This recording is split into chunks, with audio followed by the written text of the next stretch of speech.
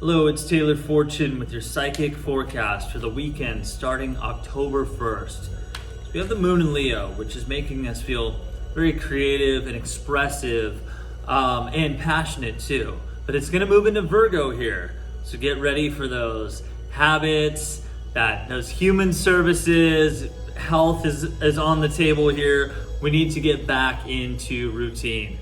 So I know it's not as fun, it's not as sexy as Leo, but it is necessary, okay? If Leo's all about, the world being this massive stage to celebrate and express ourselves, then Virgo is about how do we build that stage? How do we take care of our body? How do we take care of the vessel for these kind of performances? So that is going on. We also have the moon opposing Saturn right now.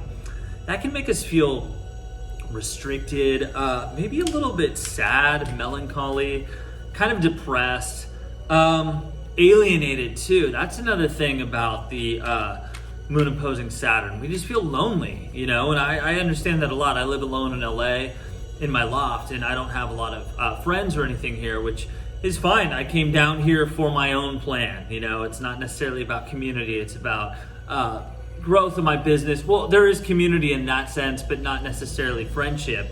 We live in strange times right now with COVID and lockdowns and mask mandates and all this shit, and it's a really hard time to connect with people. There's a lot of paranoia and distrust, and to be honest with you, LA is a pretty superficial place, and it's filled with narcissistic people who put their own lives and plans first, and that's how it is. So it's no judgment, but I'm a very soulful person, and I just need soulful connections with people. I'd rather be alone than waste my time with the type of people that just don't want to be around me or don't value my presence. So the way through that energy, just do your own thing, do it quickly, allow the swiftness of creativity to cycle through you.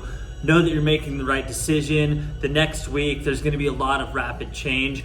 Go with it. Don't worry about being lonely. Don't worry about being depressed. Obviously, easier said than done, but ultimately, take all of that Moon and Leo energy and store it up inside of you and use it and follow your bliss, follow your passion, create what it is that you feel like you were brought here to create.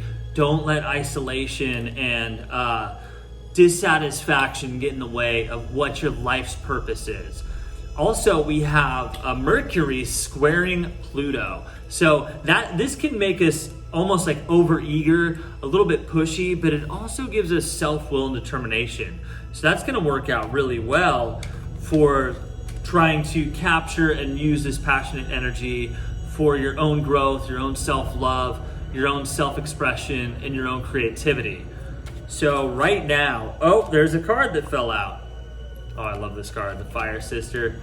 This is like really cool, young, divine feminine energy before she is fully stepped into the most exalted place in the tarot for divine feminine energy, which is the Water Mother or the Queen of Cups, okay? So Fire Sister is still filled with independence, free-spirited nature. There is a lot of Leo in her, but she is also kind of favored by the gods in that Sagittarian sort of way. She goes where she wants to go. She does what she wants to do. She is fearless and she is favored by the universal forces.